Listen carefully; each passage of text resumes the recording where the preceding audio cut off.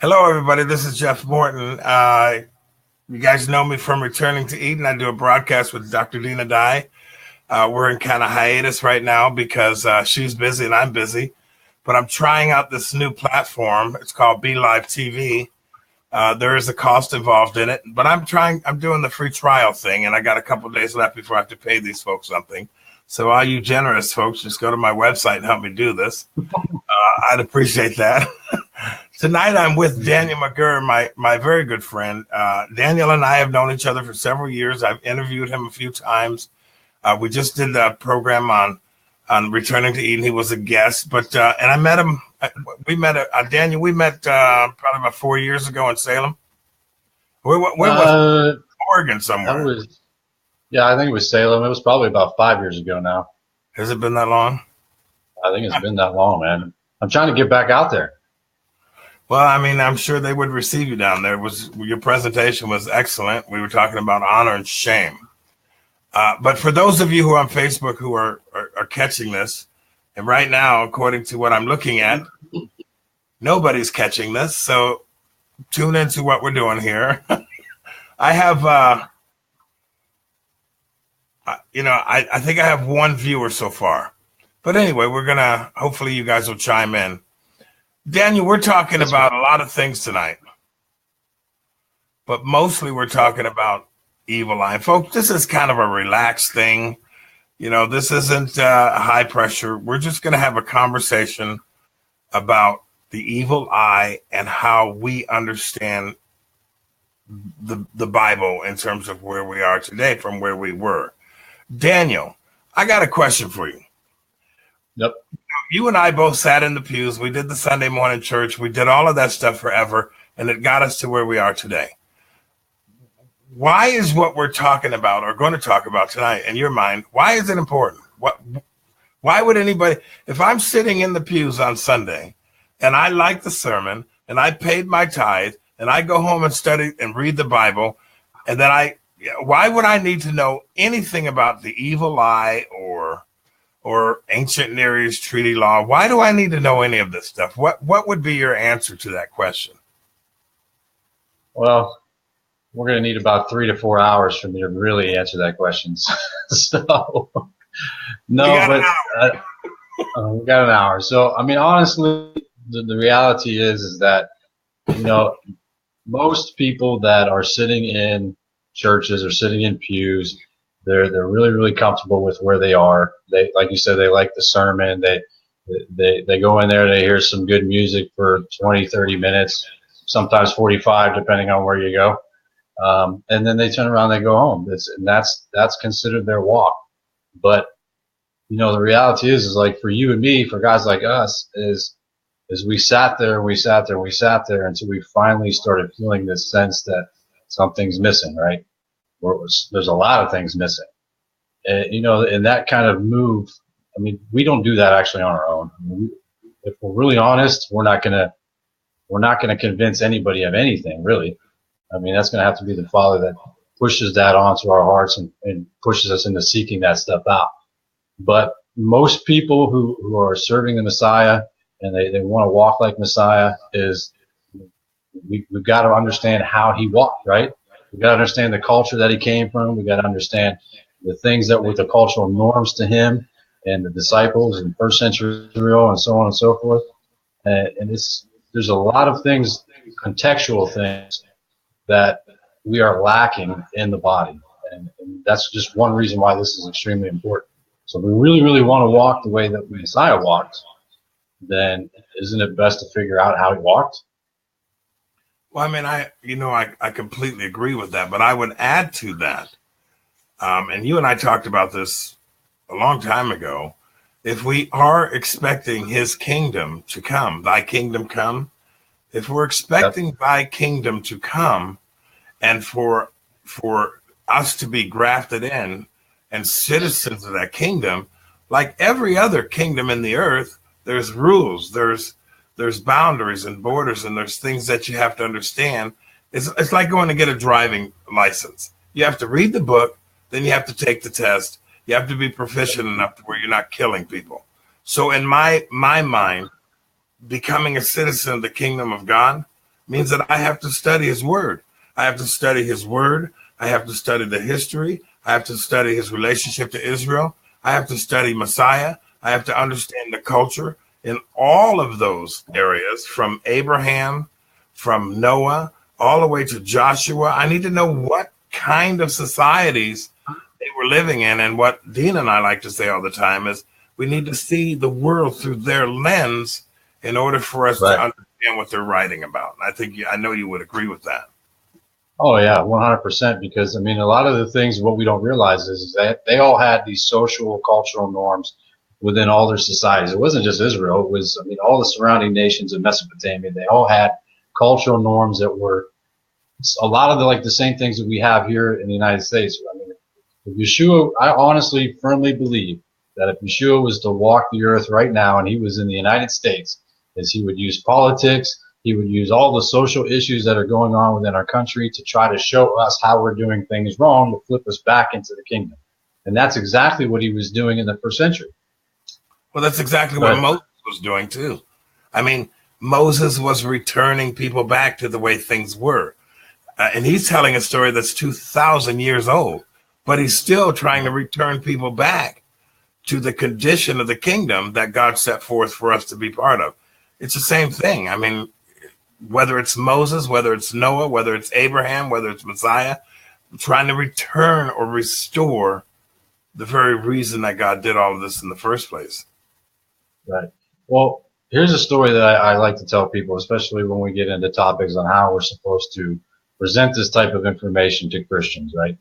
So Jeff, and most people should know by now that I grew up in the Ukrainian Orthodox Church, right? I told you a little bit about that on the radio program, but my mom is still a diehard Ukrainian Orthodox, right? So with that being said, is that when we left Ohio to come to Kansas, and we started getting into all this stuff, and I kept calling her and beating her over the head with stuff, and I wasn't literally beating my mother over the head, but you know what I mean. Is that just getting on her about Easter and a lot of stuff that she's done through the Ukrainian Orthodox Church, and it put this big the wall of division between us for a lot of years. So there was like 3 or 4 years, that we hardly ever talked whatsoever. Well, I had a chance to go back home a few years after that. So this was probably about 4 years ago. I got to go back home and visit with my parents. And we were sitting there on a Shabbat. She had to drive my sister home. My sister came to visit while I was there. So she had to drive my sister home. She comes back. It's like 10 o'clock at night, and I'm getting ready to fall asleep. And she pulls up this giant ottoman that she has that matches the couch. She pulls it up to the couch, and she says, "I want to know what you believe." So there was like this 3-4 year gap of us not talking about anything spiritual whatsoever. Okay. So what I did was, the approach that I took, because I learned a lot from being a Torah terrorist and growing and moving into these different, arenas that the Father has brought me through. So by that point, I've already studied suzerain vassal trees. I already studied, royal messengers. A lot of the topics we've been talking about for the last 6-7 years now. Mm-hmm. So the approach I took with my mother was, Ohio is a very, very, very democratic state. If anybody's been to Ohio, you should know that. My parents love politics. They hate to argue about it, but they love politics and they love people to understand their views, right? So how I approached it with my mom is I said, okay, you are still in the Ukrainian Orthodox Church. I said, but do you believe that the Messiah is returning? And she looked at me and she says, well, of course I do. I said, yeah, you do. Most Christians believe that the Messiah is going to return at some point in time, right? Yes? Oh, yeah. She says yes. I said, so let me ask you a question. I said, what type of government is he going to rule by when the kingdom is here? And she stopped and she kind of got a little puzzled. But then this is the irony of this whole conversation, is she looks at me and she says, well, you're just trying to make things political.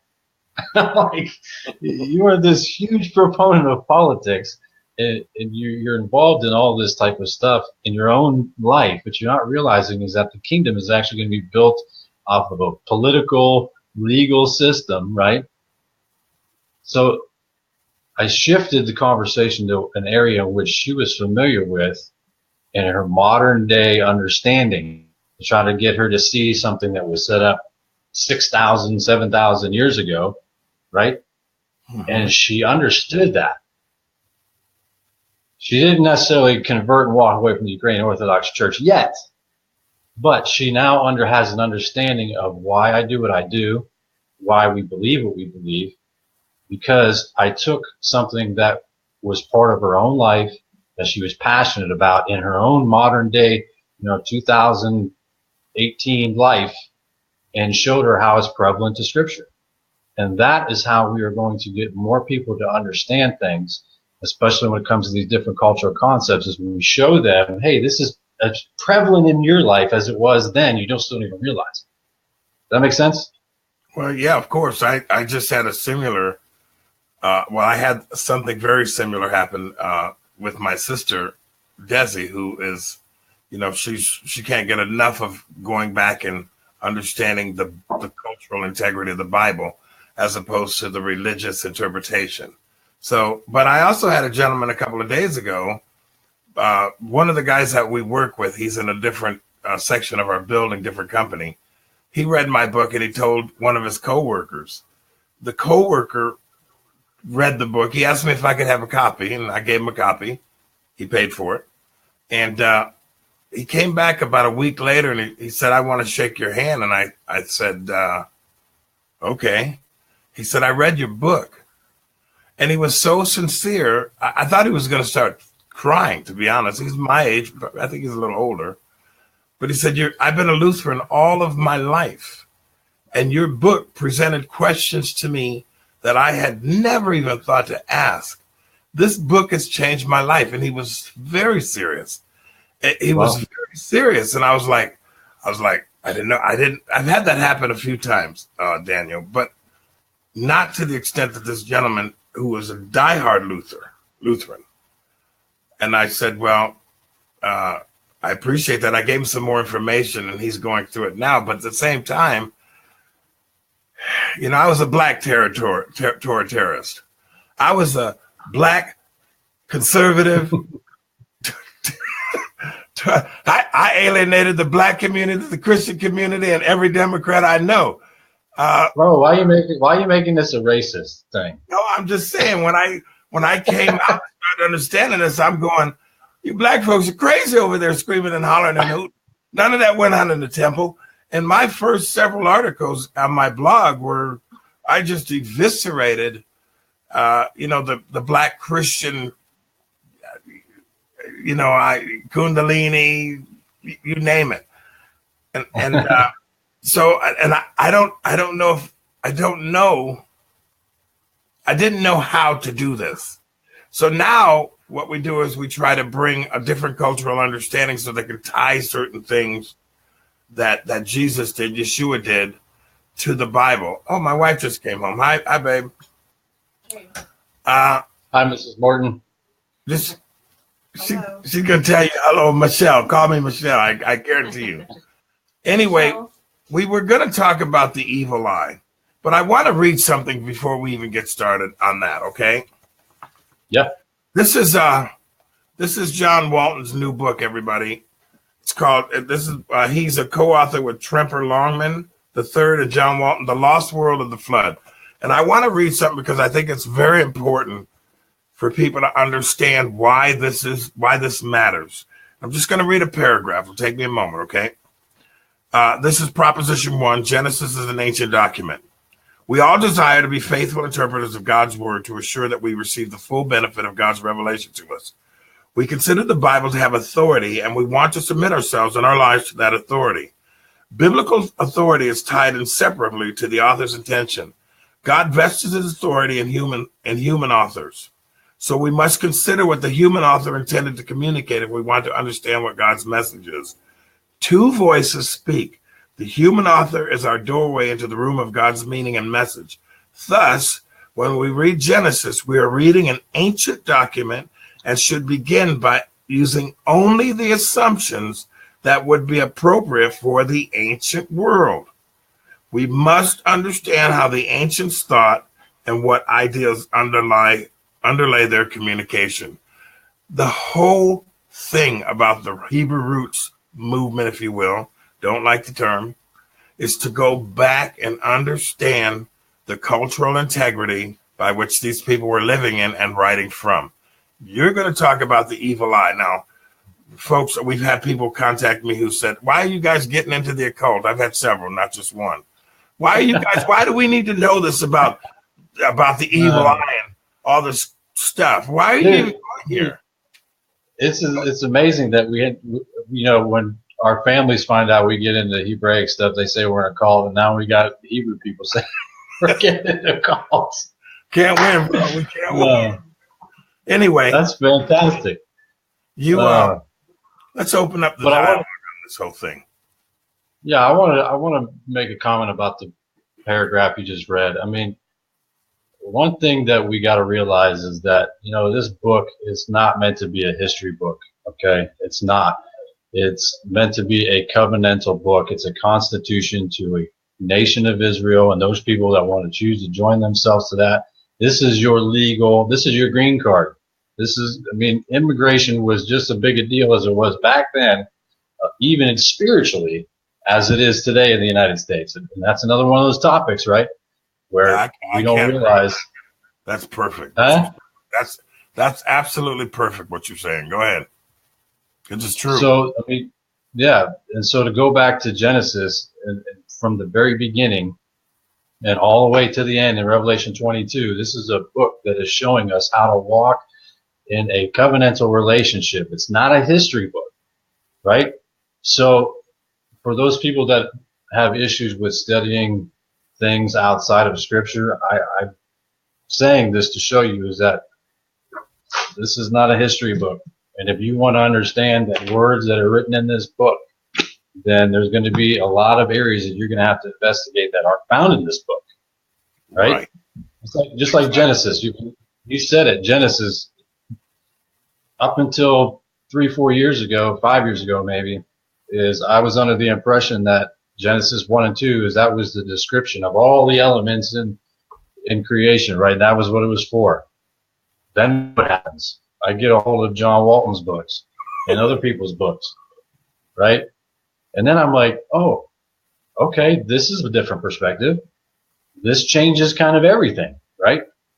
Because you have a temple that is set up in the very first 2 chapters of the Bible that sets the tone for the whole entire plan of restoration for all of mankind. But yet we're too busy saying that this was written to show the evolutionists that Yah made the planets, the stars, which he did make all that stuff. But was that the intent and purpose of why it was written? Right. The answer is no.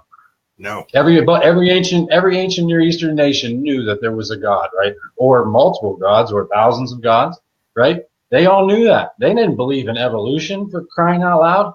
So why would the intent of that first 2 chapters be used for that? Because that's what we're trying to use to win over people that are evolutionists and Satanists or whatever, because they just want to fight over everything that's, they can't put their hands on.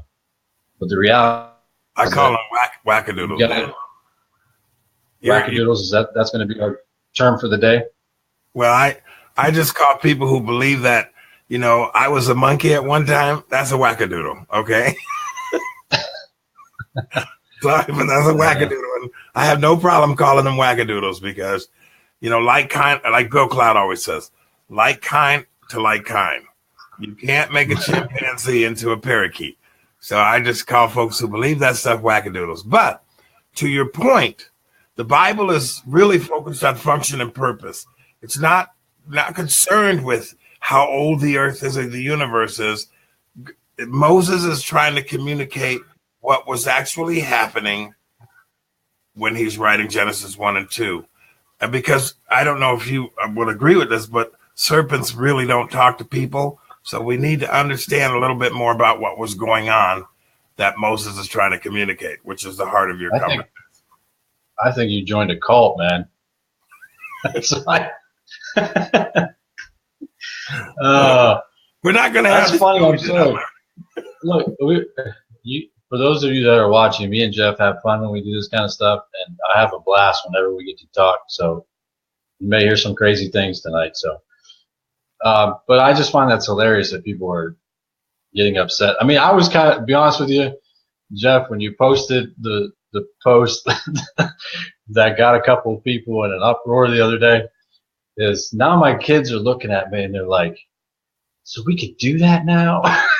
I'm like, well, no. Well, Daniel, since you brought that up, I come straight at you. I'm not politically correct, and I'm not. Why did I put that middle finger up on my I found the biggest picture I could find and put it up on my Facebook page. Not because, the whole concept of that means something else to this culture. But where did it come from? And that's the reason I did that, was because where do you think this came from? Richard Pryor? No. It came from a cultural thing that had to do with the evil eye. Go ahead. Well, we're kind of getting ahead of the game, but I'll just set the tone for that. So one of the things, if any of you guys that are watching listen to the radio show that we did together a few weeks back, is one of the things that I've discovered is that envy and the evil eye, there was multiple ways that people used to ward off those that they believed were possessors of the evil eye. Well, I found a couple of resources in the articles that I've been reading and studying for this topic that they have found evidence that flipping people the bird was actually a means of warding somebody off that they believe possessed the evil eye.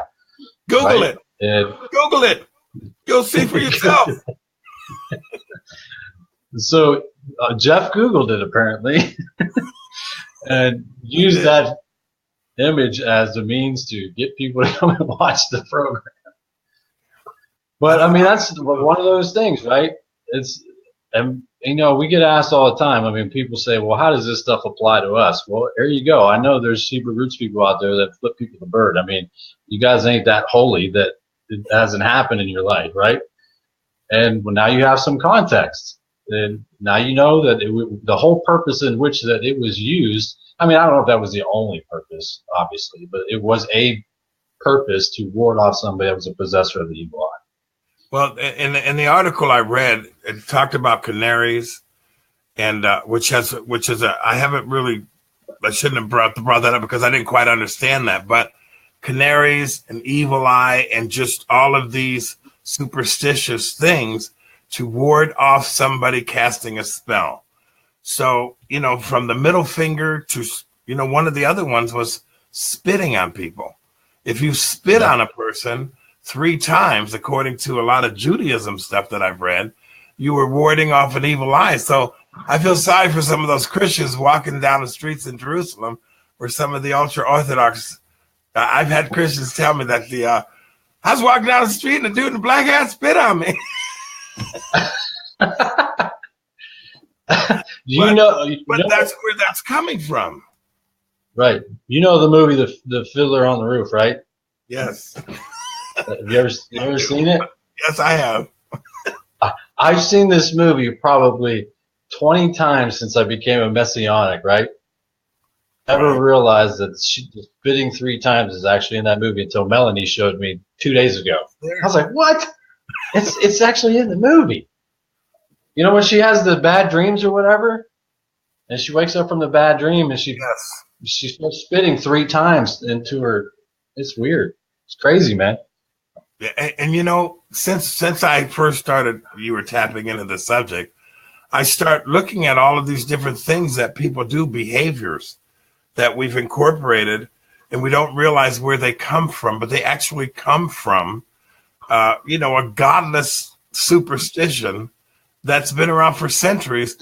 We just don't even think about it because we're so intermixed into the culture that we don't realize the culture we're intermixed in keeps us separated from the things of the Torah. And that's kind of what we want to talk about. Now, you were talking on the radio program, and I don't want to get ahead, so you're going to have to stop me. In the time of Yeshua, I mean, Dina Dye and we've discussed this at length. Yeshua and John the Baptist and Paul, they kind of flipped everything. They were as radical as you could probably be because they were coming against a lot of these practices. You want to? I know you got a few things to say about that. Let's get into that. Oh yeah, and that's one thing is that I always. It seems like no matter how much we do this, no matter how long we teach this stuff, is you always got to give these disclaimers, right? So I mean, this is one of them. Is that when you don't care. You don't I put the care. middle finger on my Facebook page too. I'm not disclaimer. I don't work. Dude, well, then you must just delete all the comments and the emails and crazy stuff that people I get come at the you. private ones. The people out there who know me send me private comments because they don't want to be seen commenting on a great big finger on my Facebook page. Go ahead, Daniel. Oh, man. What was we even talking about? Oh, we're talking about the time of Yeshua and these connotations, what they mean. Yeah, the disclaimer I was going to give is that, when we talk about all this stuff, we share all of these different concepts that were understood to the first century Israelites and beyond that. Is I've got to give this disclaimers that especially with Yeshua is coming in there and he's not telling them that these are okay, like being envious and having the evil eye is okay, right? He's not telling them that's okay. What he's doing is he's coming in there and he's flipping the society completely upside down, inside out, and pulling it apart so they can see the error of their ways, right? So, right. I mean, it's just like the area of limited good. We talked about that on the radio show.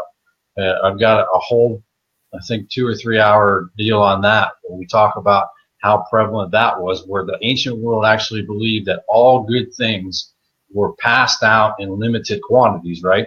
So you're born into a specific status or as a peasant or whatever, and the goal for most people in the first century world was just to maintain that status, because if you gained something like land or you gained wealth or you gained honor, is they believed that was at the expense of somebody else, right? Right.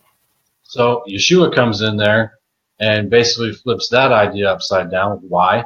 Well, because if everybody is living in a status of just the status quo and not moving anywhere, and then they fall below that status, like they have to sell themselves into slavery to take care of debts or stuff like that, and they become poor, they become widows, they become orphans. Those type of people were not necessarily taken care of as well as they were supposed to have been. So Yeshua comes in there, especially like the Sadducees. They didn't even believe that there was eternal life, right? I mean, these guys are working in the temple. They don't even believe that there's eternal life. Just live for the here and now. Get it all as you can, just like the enemy has been telling us for 6,000 years.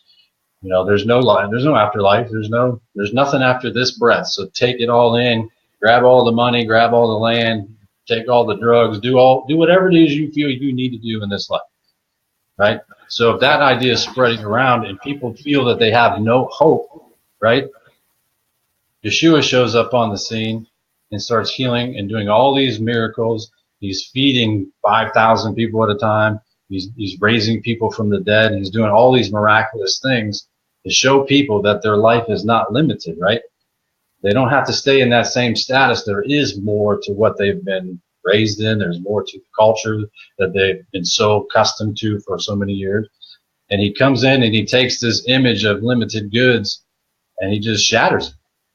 I mean, he just completely shatters it, because he shows them that, especially after the resurrection, right? And that's one of the whole main points to him walking the earth at the resurrection, was to show people that there was an afterlife and there's more to it after this life. You don't have to just think that this is it. There is another kingdom that's coming. And I want to say something about that, because what people really need to, in that culture where you had the Sadducees teaching that, this is it. You're born into this station in life, you're going to die, and that's going to be the end of it. And then you see Yeshua walk out of the tomb, and he's walking through walls. In other words, what he's demonstrating to them is that he has experienced the curse of death, which is literally something we all have to go through because the King ordained it. God ordained it as a result of us practicing all this hooey, all this wackadoodle stuff. So now he shows us that I've overcome the curse. Now I'm literally showing to you the eternal life that you were really born into.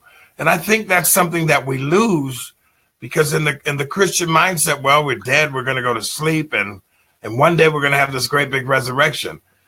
No, we can actually look at our lives 500 years from now, 5,000 years from now. And we just have to have a mindset to understand that life is eternal. The curse is something we have to endure.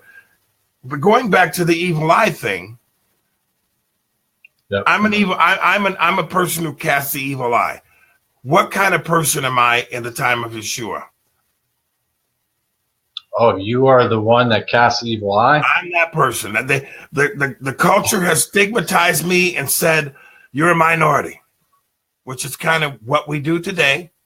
So right. I'm a minority, and I'm envious. I don't like the fact that Donald Trump's rich. I don't like the fact that Hillary Clinton ain't in jail. I had to throw that one in there. So I'm sitting here, and now I'm casting the evil eye on all these folks. What does that mean, Daniel? Give the audience an opportunity to understand literally what that looked like. Right. Well, in the first century world and I'm glad you brought up the word envy, and that's why I brought up limited good, is because all three of these are intrinsically connected together.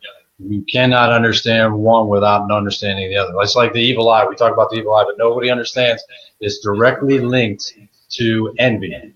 Okay. And I want to, before I answer your question, I want to talk about a few quick verses that is really what kicked this off, and specifically in Mark 15:10, yep. where it talks about that. The verse says that Pilate perceived that it was out of envy that the chief priest had delivered him to death. They're talking about Yeshua, right? So Pilate is under the impression in Mark's and Matthew's gospel that the reason that the chief priest brought Yeshua was out of envy, right? So what were the chief priests envious of? Well, if we don't understand what envy is in the first century world, then we're not going to understand that verse. And that's just one little word, right? So there's multiple verses that I've been posting and sharing about that we read all the time that has the word envy in it, and we really don't understand what it is. One of them is 1 Peter 2, where it says, so get rid of all evil and all deceits and hypocrisy and envy and all slander, and yearn like newborn infants for pure spiritual milk, so that by it you may grow up to salvation. Another one is Philippians 1:15-16, where it says, some, to be sure, are preaching Messiah from envy and rivalry, but others from goodwill. The latter do so from love, because they know that I am placed here for the defense of the gospel. And I'll skip 1 Timothy, but one big one, we love to talk about Galatians all the time, right? Especially Christian people. Christian people love the book of Galatians because they think that is the end-all, be-all for their entire doctrine is in the book of Galatians. Well, I beg to differ.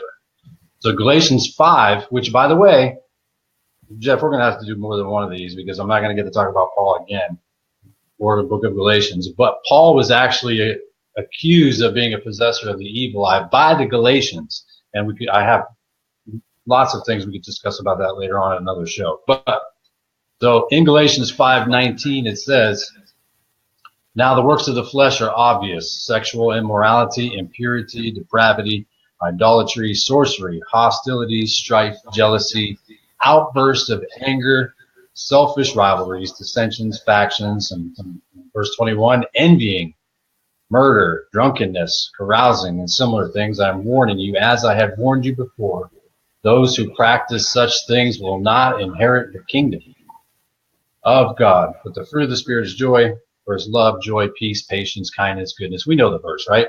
So I'm just rambling off 4 verses in the New Testament that have the word envy, actually 5 or 6, talking even if we include Pilate's description, right? So what does that mean? What does it mean to be envious of somebody? Well, Aristotle, believe it or not, who is one of those guys, he's one of those guys that you're going to have to look into and see from a cultural standpoint of the first century, but a little bit before the first century and a little bit after the first century, that he walked the walk as far as understanding his own ideas, and even in the Greek cultures, and this stuff is all very, very similar, right? And it's trickled into Israel, and they have very, very similar beliefs. So Aristotle has actually written lots and lots of documents on envy, the evil eye, and stuff like that. And I want to read you one of his definitions of it. I can find it real quick. So envy, well, this is not his, this is from another book, but envy in collectivistic cultures clearly presupposes the perception of limited good, like we talked about. The perception of limited good is the socially shared conviction that the resources enabling a community to realize its range of needs are an infinite supply or infinite supply, and that any disruption of the social equilibrium can only be determined by community survival. All goods exist in finite, limited quantities and are always in short supply. And this is what sparks envy in people, because when they see somebody else gain something, they become envious of them. Well, hold on one second. So envy is defined as a kind of distress at apparent success on the part of one's peers.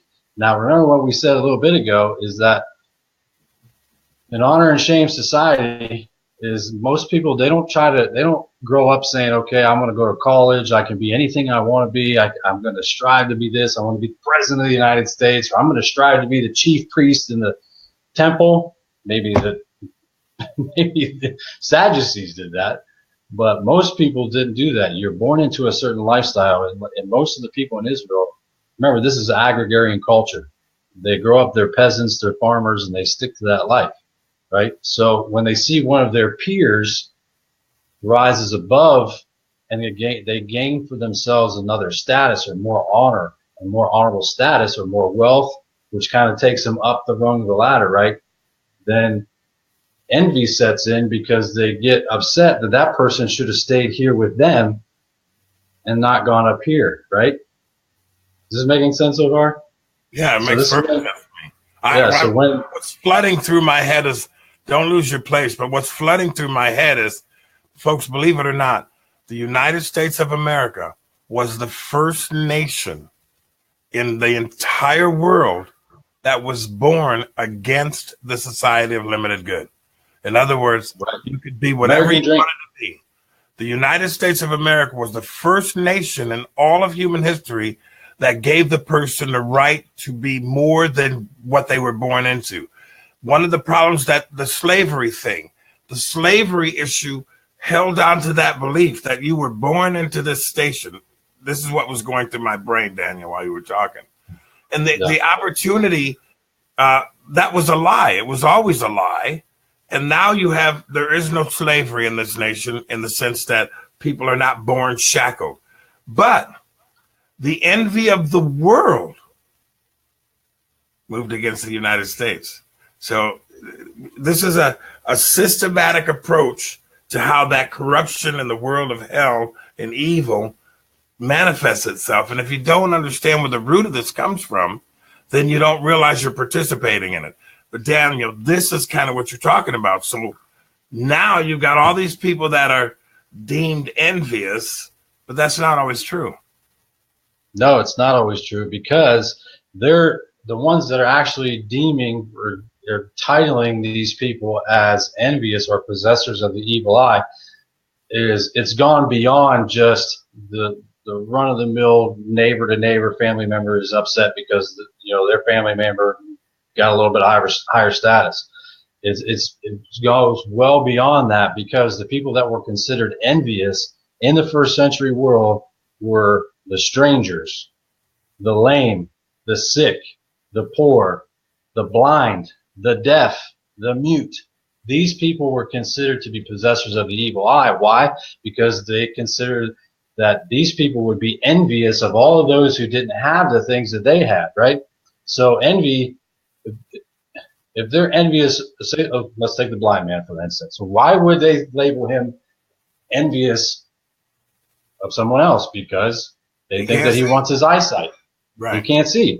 So ironically, he gets labeled an evil eye possessor. So they believe that these people.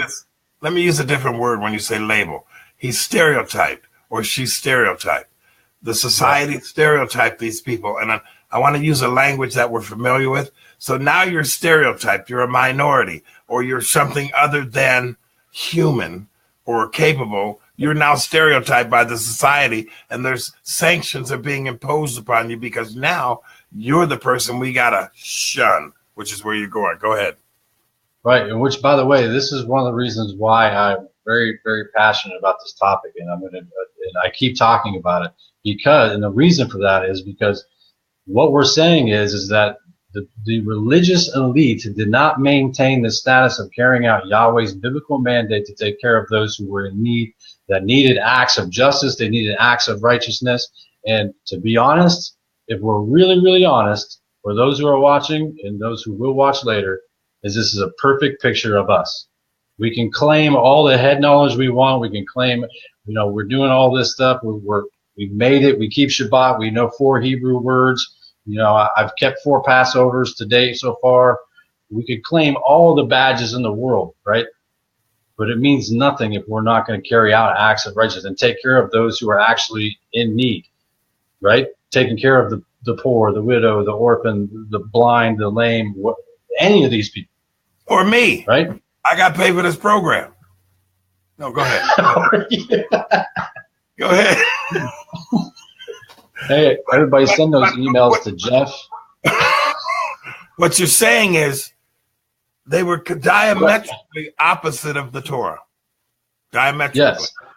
Go ahead. So now if we go back, right? So if we go back to the verses where it talks about Pilate thinks that it was out of envy that the chief priest delivered Yeshua. Why would he say that? He had to have understood some sort of cultural norm that was going on, right? Why would he just Pilate all of a sudden say, this must have been out of envy? Right. It's because they considered him to be an evil eye possessor. Why? Because he shows up and he's actually gaining more honor for himself. Why? Because he's doing exactly what they should have been doing by taking care of the blind, the widow, the orphan, and all these other people. And he's performing all these miracles, right? So he's gaining more honor for himself. So his position and his fame keeps rising. That's what the Gospels tell us, right? Well, let me tell you something. Remember this? And I'm starting to get fired up. So you remember the verses where it talks about that Yeshua tells some of these guys or people that he heals or whatever, don't go and tell anybody. Don't tell anybody. He does it several times. Why does he do that? Because secrecy is attached to the concept of being labeled an evil eye possessor or not. So when somebody is labeled an evil eye possessor, is they're going around bragging about all their stuff that they do to make people envious of them, right? So you go around and you brag about all these deeds you do, trying to gain more honor for yourself.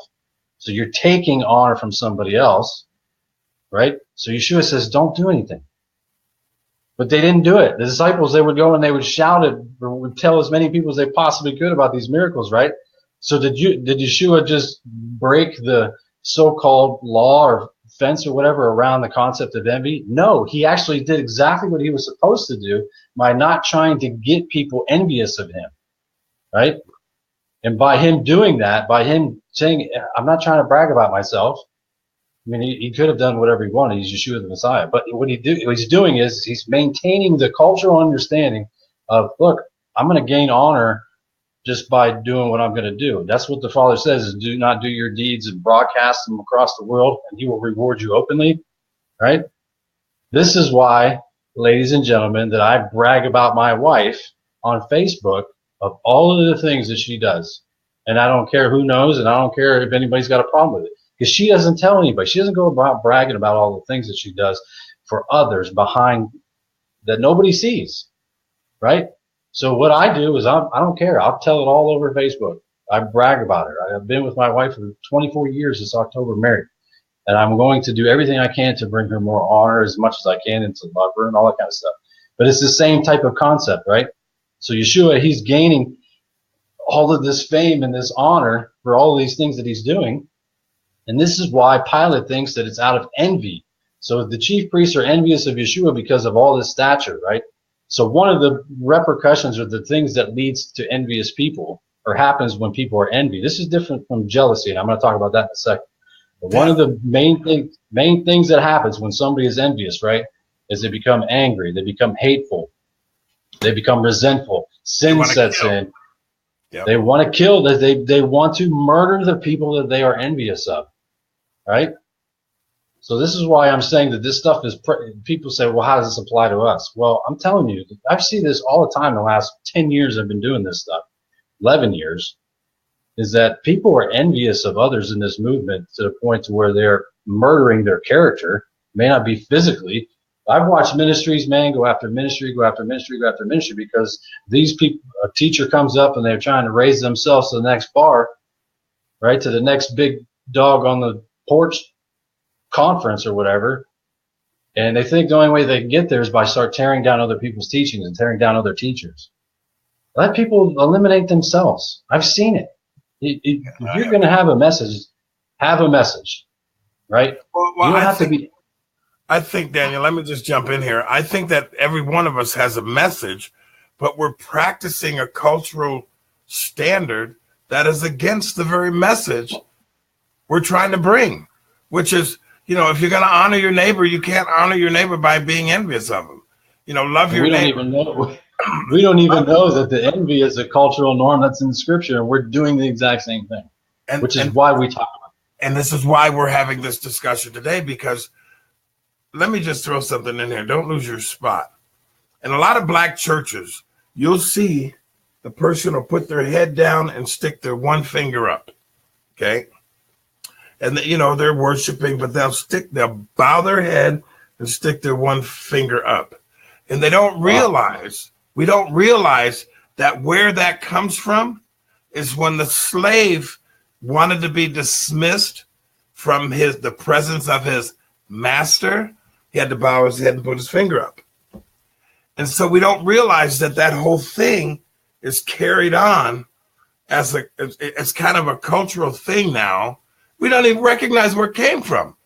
And so a lot of those types of societal things that we do or do to other people, they come out of what Dan was talking about. They come out of envy, strife, and all of these things that are earmarked by the kingdom of hell, and we don't realize that we're practicing this in the body. We don't realize it because we don't know the root of where it came from.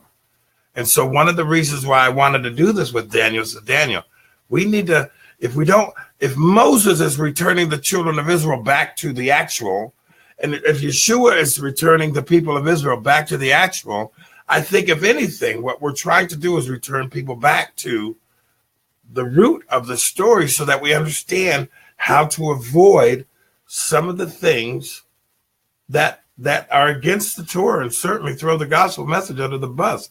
Envy, the evil eye. I mean, I never thought that the evil eye was a worldwide superstition that had all these amulets and all these different things going on that they would hold up against a person because that person's been stereotyped. The very people that we're supposed to be helping are now stereotyped and outcast. And I know you're going to touch on that before we leave, because I know Yeshua spit on a guy. He spit on a couple of dudes, man. But at the time, spitting on a person meant you were warding off that person. That person was doing something to you, most of the time imaginary, because they've already been stereotyped. They've been cast down. They've been treated poorly. So Yeshua spits on a guy and heals him. And I know we're going to go there. Instead of throwing him away and spitting on him because he's casting the evil eye, he spits on him and heals him. That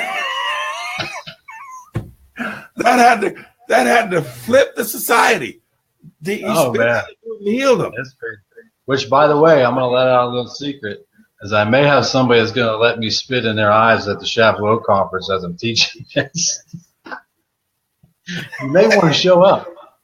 Oh, no. Yeah. Okay. Okay. You're going to be at the Shavuot. When are you going to be down there? You're going to be up in Oklahoma, right? Yeah, it's Lion Lamb's Shavuot gathering that they do every year. It's going to be May 23rd, 24th, 25th weekend. I think those are the dates. Okay, so you're going to be up there with Monty. Yep. Okay. So anyway, somebody's going to let you spit in their eye? Well, I'm still trying to convince them, but I think he's going to be up for it.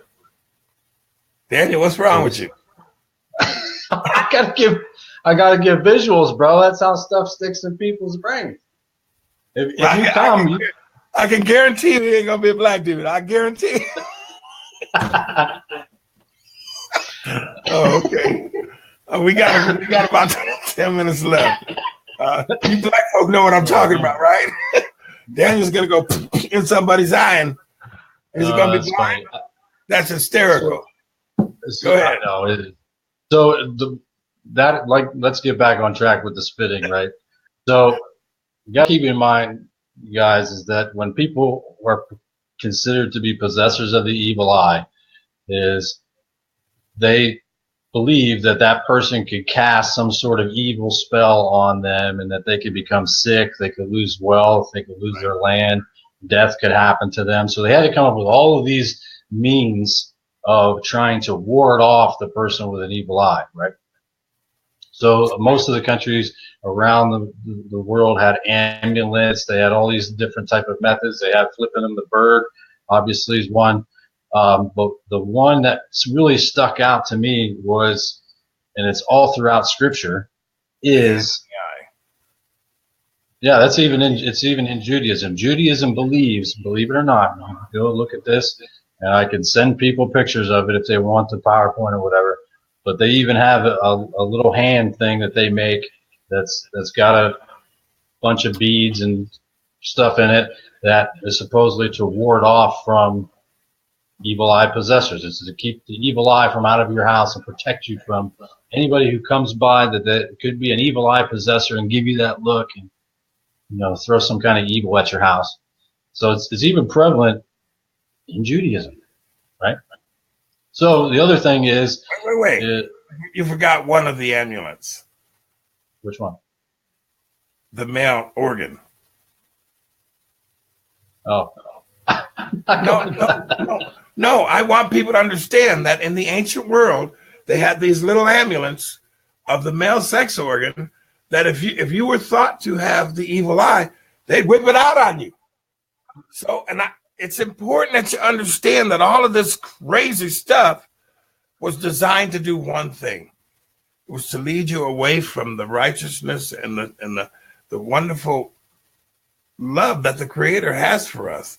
If you get caught up in all this crap, then you're not going to look upon that person who's crippled and help them. You're going to whip out something and say, back. And the point being is that was the society that Yeshua or Jesus was combating. That's what the disciples were fighting. That's what Paul was dealing with. John the Baptist was beheaded because he was coming against this lunacy. And I think that's what drives your passion, is because we don't realize that we're doing the same things that are diametrically opposed to honoring your neighbor and helping people. We're sitting here, we got minorities, we got the super witch, we got the media. Everybody's in their little area of expertise, and we're all beating the hell out of each other. And that's not the Torah, and that's certainly not the gospel message. So the evil eye today, Daniel, is predominant everywhere. Oh, yeah. Yeah, we don't even know it. We don't even know it. So, I mean, if I look at somebody like this, does that mean their family's going to go crazy? Folks, I'm not the judge of that, but I'll tell you what. There are people that believed if you looked at them a certain way, that hardship was going to come on their family and whatnot. And this was real life stuff. This was a societal norm, guys. It was like doing high five. It was a societal norm. And when Yeshua spit in that guy's eyes and healed him, he flipped that norm upside down. He said, you're supposed to take care of the blind guy, not spit on him and chase him down the street. But that's what they were doing. That was the way the world worked back then. It was nuts. But Daniel, we got 6 minutes left, my friend. Well, I want to just retouch on, what Yeshua did with the blind man. And we don't realize is that, as the first century people were using spitting 3 times in the general direction of somebody to try to get them away from them, because they believed that they were an evil eye possessor. This is a person that's blind, that can't do anything. He's relying on his environment, his covenantal brothers and sisters to take care of him, right? And he's become this outcast, and he's been stereotyped as somebody that is all he cares about is taking what somebody else has because he doesn't have his own sight. So then you have Yeshua who shows up, walks over to the blind man, spits in the mud, takes the mud, puts it on the blind man's eyes, and he heals the guy. I mean, and he's done it. It wasn't just him. He's done it multiple times with spitting. Well, he took the one guy outside of the city gate, spit all over him. Yes. And the dude was healed. I mean, and this is the part that's mind blowing is that this is why the one guy has to go before the Sanhedrin, and they're questioning him up and down. How is it that you, you got healed when you're supposed to be an evil eye possessor, and you're trying to tell us this guy spit on you, and now all of a sudden you're healed? Dude, those guys were flipping out. Trust me. There were so many meetings behind closed doors after that incident happened, and we don't even have any clue how bad it was. So that Yeshua is gaining all of this honor, man, all of this stuff by diminishing and dismissing all of their crazy practices, and he's taking care of the biblical mandate himself to show the religious elite that they were lacking. And the people that they were deeming evil eye possessors shouldn't even be put in that category. But because he was righteous and because of what he was doing, they had to create lies. And like you say, these closed door sessions, they brought all these accusers that they knew were lying in order to trip him up, which goes to the heart of what the Torah is all about.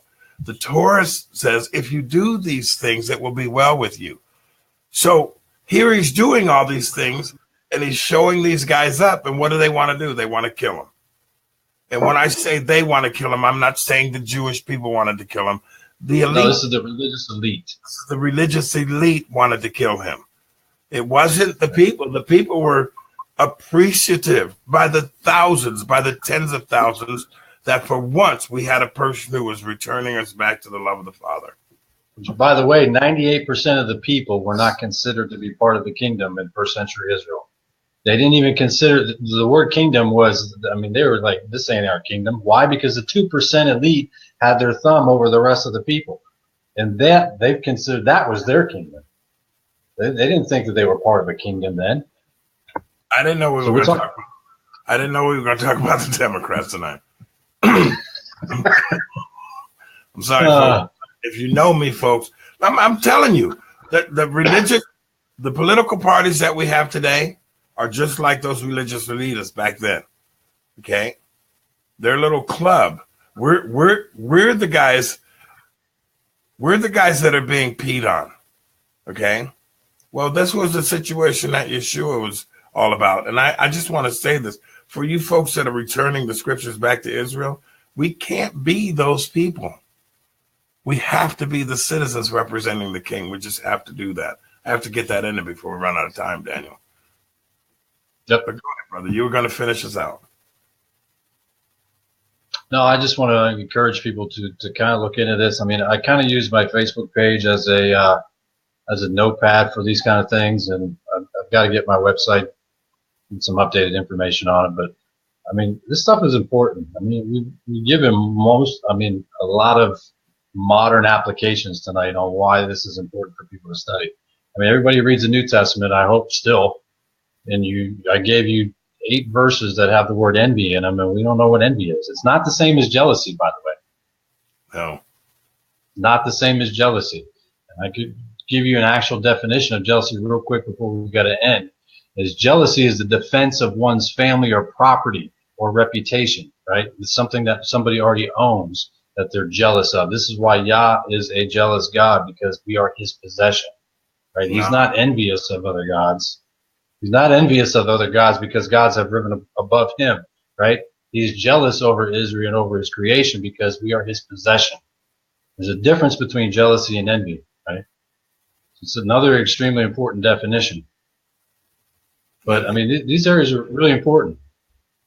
You know, the United States of America was the first country that said you could be what you wanted to be, and you were no longer part of a limited good society. You didn't typically have to be part of a caste system. One of the reasons this nation was born was because it was trying to get out from under the thumb of Britain. and the colonization of Britain. And these people just rejected it. And these were the citizens of that nation. It's the same kind of thing. The Messiah, John the Baptist, if you want to call him John the Baptist, and Paul all fought against the wackadoodles that were running the society back then. And that was true for the ending of slavery in this nation.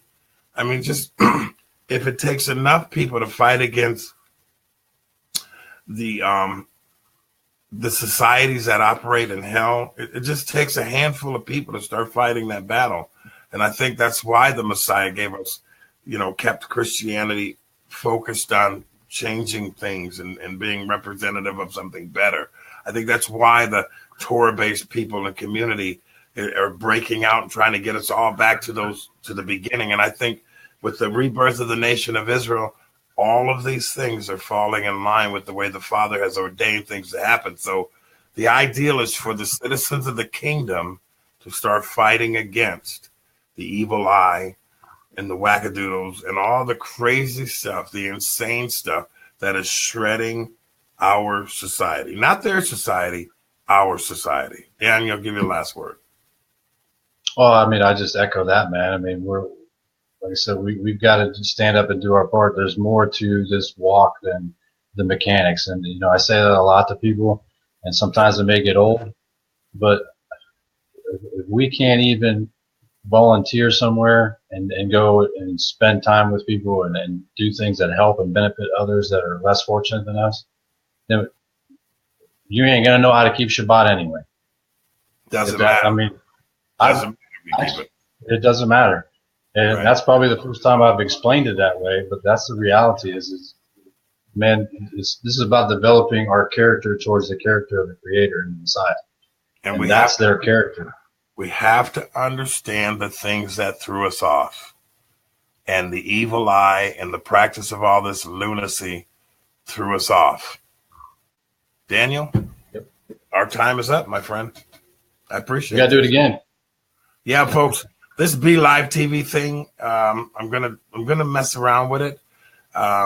If those of you want to support, help me pay for this, that'd be great.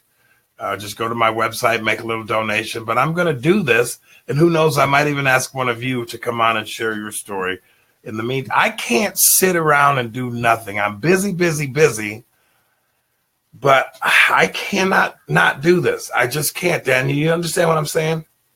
I can't do this. I cannot sit back and do nothing. It's not possible. I have a standard saying, if you do absolutely nothing will get done. So this is kind of cool. Daniel McGurr, my friend, we'll do it again. Let's pick it up. Let's do another one where we're talking about honor and shame and go back, because I believe that if we look at the political system today, most of the lying and the corruption is to hide the shame of the behavior of our leadership. Would you agree? Dude, I could do hours on honor and shame. Hours. We'll do that next time around, all right? All right, sounds good. All right, everybody. There's several of you who have tuned in, and we appreciate you being here. I don't know because the list is off my page, but thank you for joining us, and we look forward to doing this again. And don't forget about me and Dean. As soon as she settles down a little bit, and we're getting in a comfortable place here, but we'll go back to the Returning to Eden radio show. In the meantime, I'm going to do this, okay? Lord willing. Lord willing. God bless you guys. Have a good evening. Bye-bye. Okay, Daniel, I hit the end.